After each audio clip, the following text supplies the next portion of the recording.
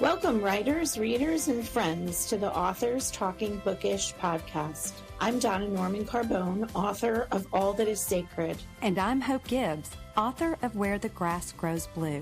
We're two debut writers traditionally published by a small publishing house, bringing to you all the experiences that we as authors learn the hard way, so you don't have to. We'll give you insights from the inception of a book idea to publication and beyond. And along the way, we'll share our love of books from the writer's perspective.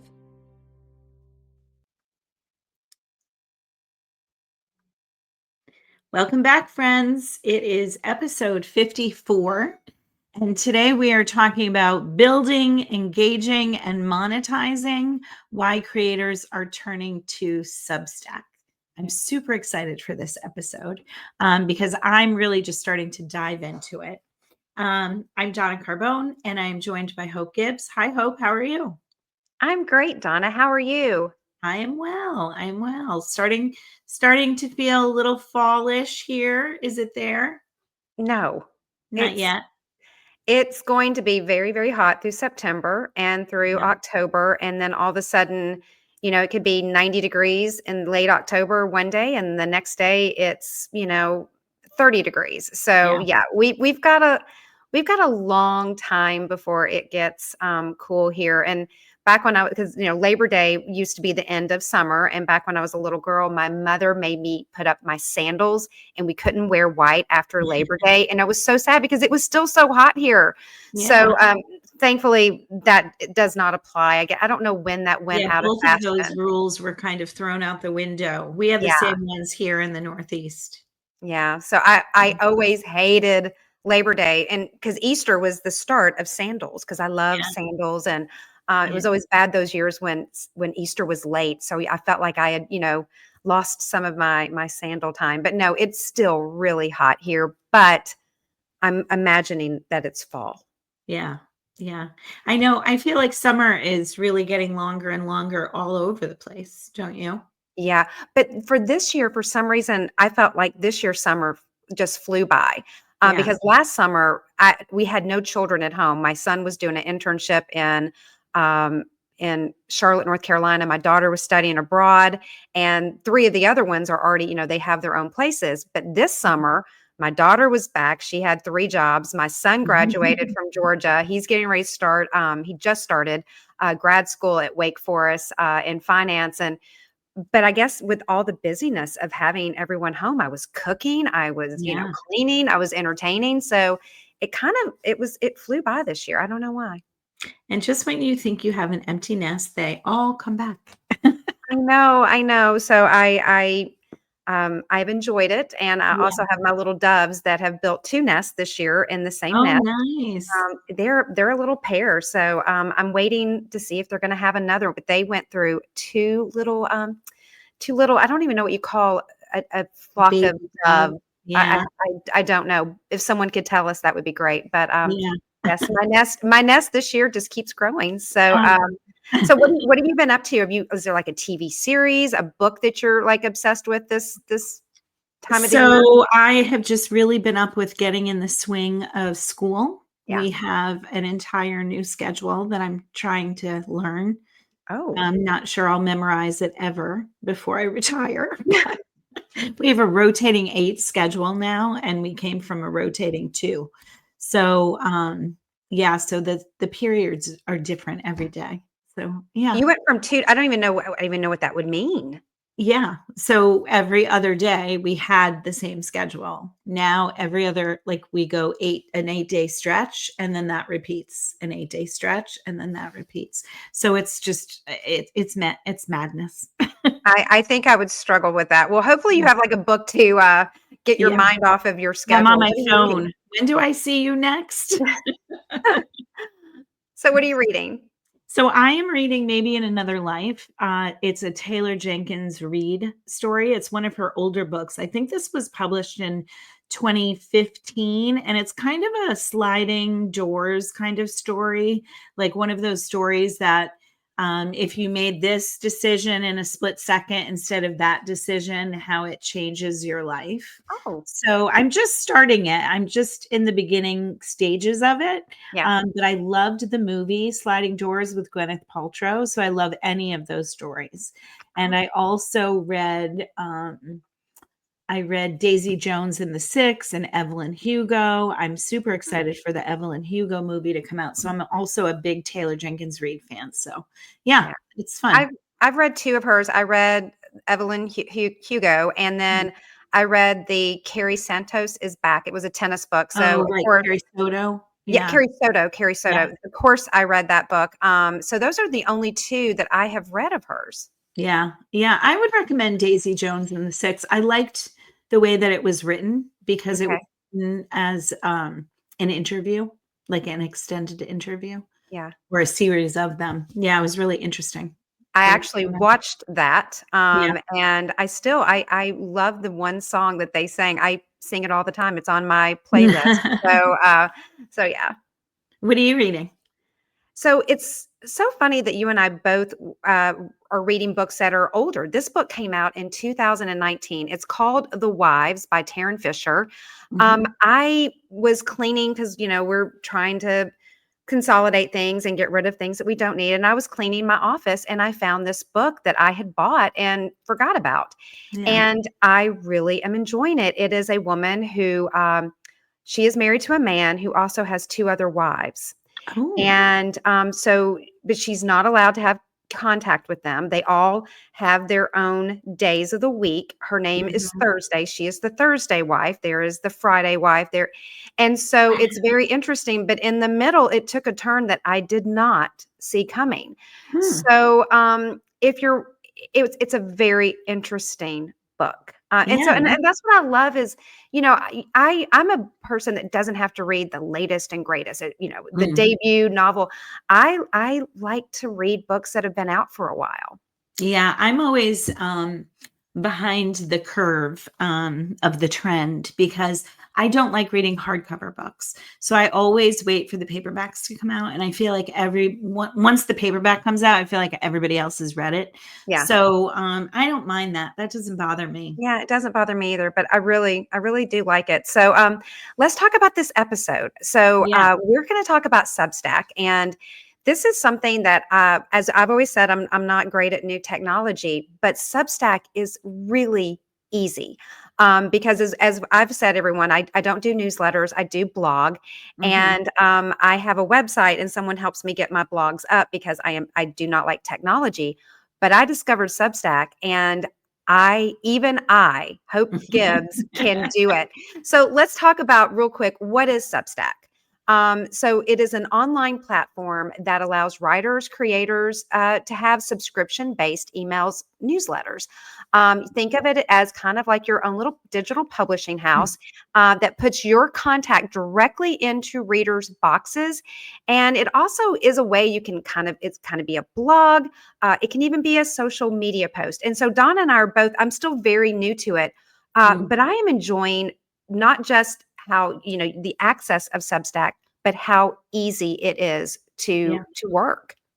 Yeah, I'm enjoying it too. And I am a newbie as well. So I don't really have expert opinions on it, except that I love it's kind of like one stop shopping for a writer. Like Yes. you could post newsletters, you could post videos, you can do just a post, almost like a tweet, like Hmm. um, and engage in conversation that way. So it's really versatile, I think, for a writer. And there are no gatekeepers. So No. there's no one saying what you can post, what you can't post. It's really like you are at the helm of this really great way to express yourself in many different ways. Yeah, and you can get a post up. I mean, it takes me literally 5 minutes, and that is putting if I'm doing a blog or like something like a blog, I can have my, copy already up there, have my pictures in, and then I just hit publish and it's there. And I cannot tell you how absolutely easy as it is. Now, I don't monetize, and that's something we're going to talk about later. My Substack is not monetized. It's not Yeah. something that I'm looking to do. I'm just looking to a way to express myself or to put out blogs a different way. But let's talk about a little bit. Um, let's go into how creators are turning to Substack. So the first thing you have to do is just go visit Substack, and you can start an account, and then you just literally say start writing. It's so easy. You can do it with your email, you can do it with your Google account. You name your publication, because this is kind of going to be your branding. And then you can customize your page. You can add a logo. Did you customize your page real quick, Donna? I did not customize. I mean, other than just put my profile picture up there. No. Yeah. But Um, you can customize it. You can do whatever you want. And then you can import. Now, this is one thing that I have not done. You can import your existing email list, mhm. and you can start, or you could start one from scratch. Did you import your list from your website over to your Substack? So I have not yet. Yes. And as I've mentioned, I'm a baby steps kind of person. Yeah. So I downloaded Substack and I was kind of like a peeper for a while. I followed people, but I never posted anything. And so then I started posting my occasional blog posts that I Hmm. post on my website, and I would post them there. And I've just recently started posting our episodes on there as well. And Yeah. so I do want to, at some point, migrate my subscriber list over. I'm just not there yet. Yeah. I haven't really done that because, again, I don't really have a newsletter. I just have a blog on my website. And so but if it's anything like just a regular post, it's going to be simple. Mm, That's the one thing I really do love about it. And I'm going to bring up, speaking of your Substack, I just pulled some examples of, if those of you are on YouTube, you can see this. So I just did some examples of Donna's Substack. So, you have your bio, you have where you can find you. But then this is one you did, a blog about how atmosphere shapes emotion, creativity, and connection. And then, like you said, you've posted some of our episodes. yeah. Yeah. I love that it's kind of like a multimedia hub. Yeah, I love that about it, because I don't know another platform where you can get everything in one place. And I think that's why Substack is growing in leaps and bounds. yes, I mean, it came out in 2017, and I feel like everywhere I turn, people are turning to Substack to post. yeah. And for me, again, mine is mainly blogging, and so I did a Substack, From Wilt to Wonder: The Art of Bouncing Back, and I was describing about how hydrangea, the flower, they're very interesting because with a hydrangea, if it looks like it's wilted and it's dead, you can actually bring that flower back to life with simple little instructions. And so I kind of use it for another way to blog. So let's talk about it though. You don't have to be a blogger. You could obviously do it for traditional articles or essays, doing deep dives into topics. But you can also do it for book reviews. So you don't have to be Mm. a writer. You don't have to, you could be a reviewer, or you could just do it for any reason. Have you done any kind of like book reviews as well on Substack, or is it? I haven't done book reviews actually in a long time anywhere other than Goodreads and Amazon, because I Yeah, feel like those are the places. Unless it's a new author that I've just read an arc, or they have an author that has a new book coming out, then I will publish a review. I have yet to do that on yeah, Substack though. Um One of the things that I like about Substack, and again, like, this is one of the things that I do not do yet because I just don't feel that comfortable with the platform yet. And I don't feel like I have enough subscribers, but I am getting subscribers. Like every week, I yeah, get new subscribers. Um, is the monetizing feature. I yeah. feel like we should talk about the monetizing feature, because I think that really gives Substack a potential that other platforms don't have. 100%. Yeah. And I follow a lot of content creators. One of my favorite has absolutely nothing to do with writing. It's the British royal family. I follow two people on Substack, and I get alerts on my Mhm. phone, like through my email, and then I'll go and, and I'll follow, see what they're writing. So again, it's not just about writing, but it can be a valuable tool to reach. It's one thing that I like about it is it's people that you maybe have not reached. And the other Right. thing with Substack, it tells you how many views, how Mhm. many likes, just like it does with Instagram, so you can keep up with your stats. Yeah, the analytics are very good there. I tune into those quite a bit. Um, One of the things that I think is brilliant that Substack did too is that Substack allows you to create a free account, Hmm. and then you can create a subscriber account, Hmm. subscriber only, or you could have a hybrid account. So some of your information could be free, and you could almost use that like a tease to Yes. acquire people to subscribe to the paid version. So if you like this content, I get more in depth if you subscribe. Yeah. And so I do think that that is a brilliant model. And 100%, that's how some of the people that I follow on Substack, that is exactly why I started following them. They gave me that little tease, and then I'm like, yeah. And you Mm, can also, and it's also political. Like you can also follow whether left or right, whatever they're yeah, also, it is content for everyone. yeah. And again, you can, like I said, one of my favorite one is the British royal family. It's just a little pastime I have. Um, so let's talk about how to actually do a post. It is so simple, and Donna was great. She's put this out there for us with a free download on our website. It's simply you just go to new post. You write directly in what we call the editor. You format your text.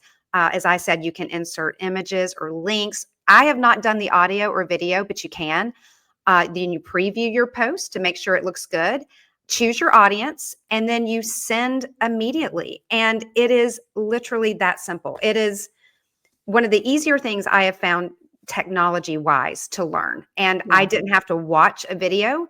It's all very straightforward. Yeah, very user friendly.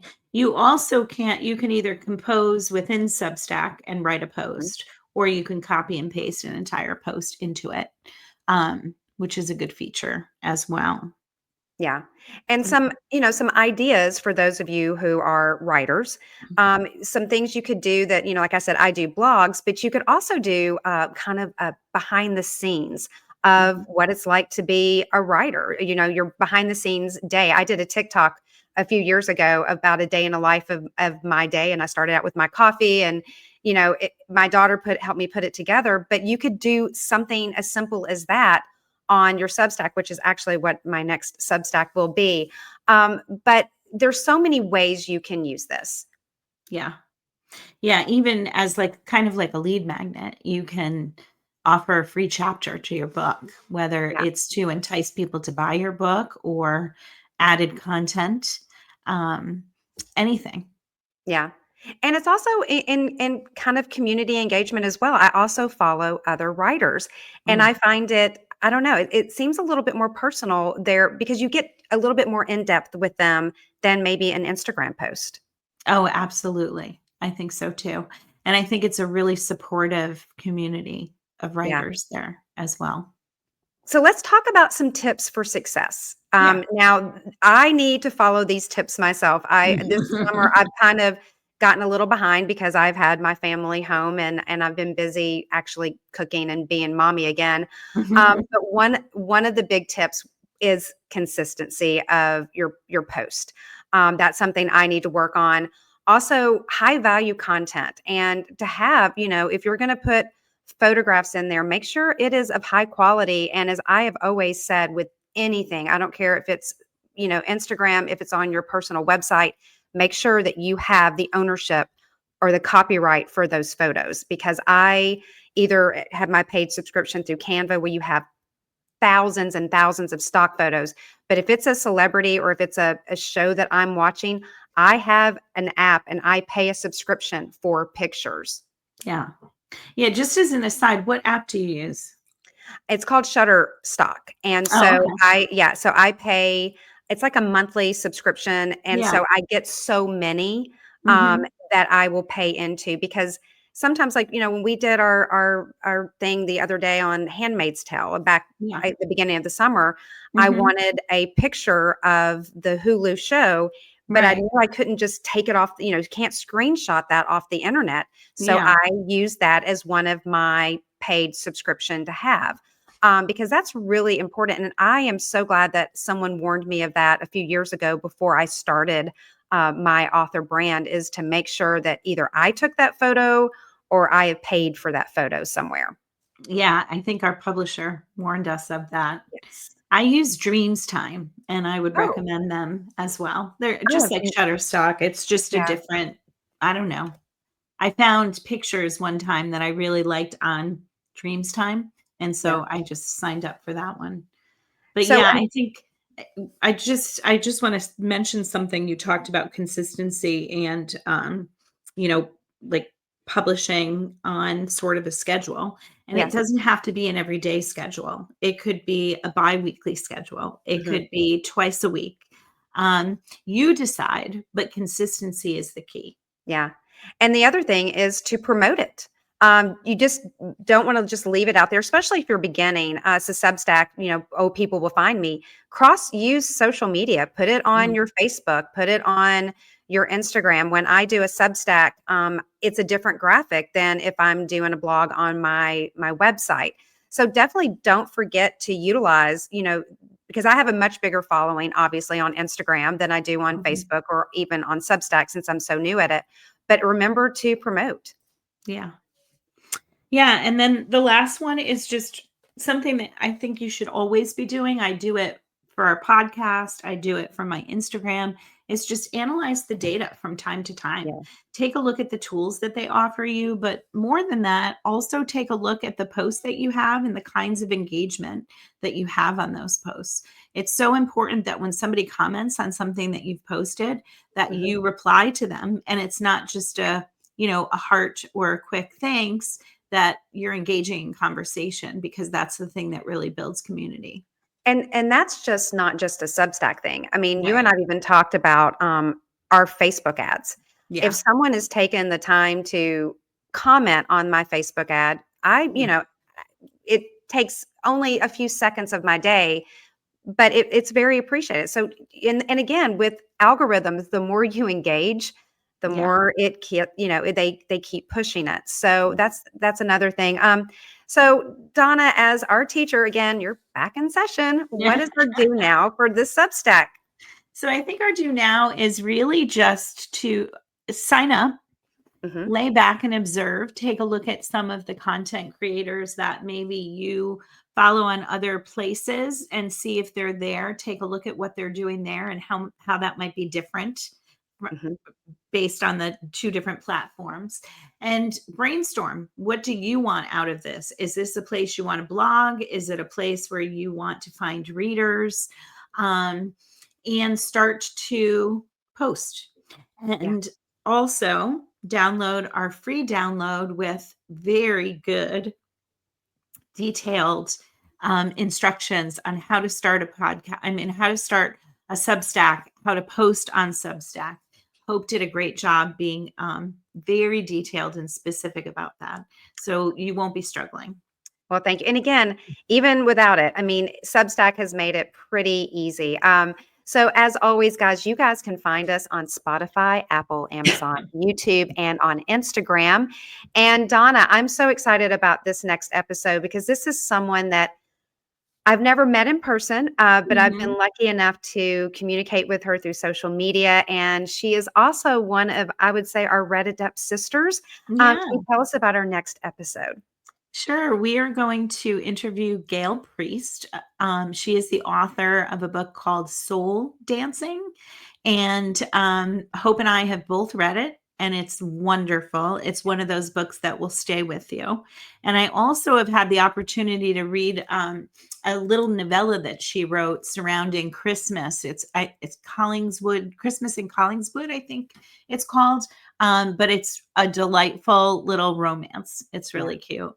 Yeah. Gail, this book, and we're gonna discuss it next time, but this book has one of the most interesting concepts and beginning chapters of any book that I read last year. And Yeah. I was so blown away by it. I asked Gail to be our author Take the Wheel over at Bookish Road Trip. And she is going to be the finale of Author Take the Wheel because she is going to be my last author she'll be my 44th author to interview. But she is amazing. I am so excited for you guys to meet her and to learn more about this book. And I cannot recommend it enough. Yeah. Ditto. Well, Donna, thank you so much. And everyone, thank you for joining us. And until next time. Thank you. Thank you for joining us today. I'm Hope Gibbs. And I'm Donna Norman Carbone. It's time for you to get to work. We look forward to seeing you in 2 weeks with another tip from your author friends.